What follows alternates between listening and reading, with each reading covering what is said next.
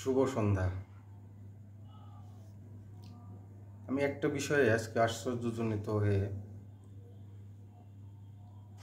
আপনাদের সামনে প্রশ্নটা উত্থাপন করতে যাচ্ছি।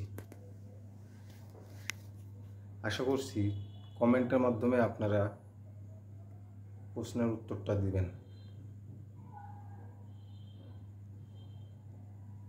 এই যে অনেক জায়গায় শুনি, এই যে হিন্দুদের মধ্যেই,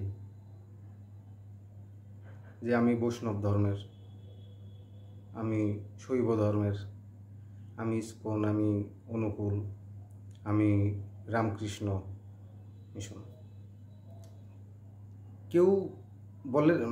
কেউ বলে না যে আমি সনাতনী।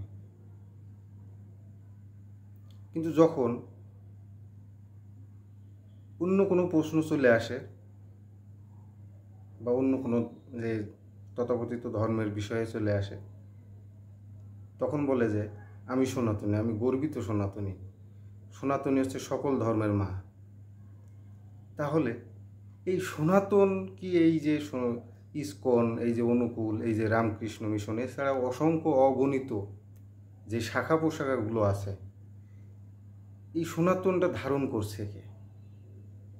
কাদের মধ্যে পুরোপুরি সনাতনটাই পাওয়া যাবে? আর শ্রীকৃষ্ণ বলেছে যে ধর্ম কিঞ্চিত পরিমাণে অধর্ম হয় না, একটা অধর্মই হয় আর একটা হচ্ছে ধর্মই হয়। এর মধ্যে অল্প ধর্ম অল্প অধর্ম কখনোই হয় না। তাই সনাতনীটা কে ধারণ করছে? আর এই সনাতনের মূল ব্যাখ্যা কী?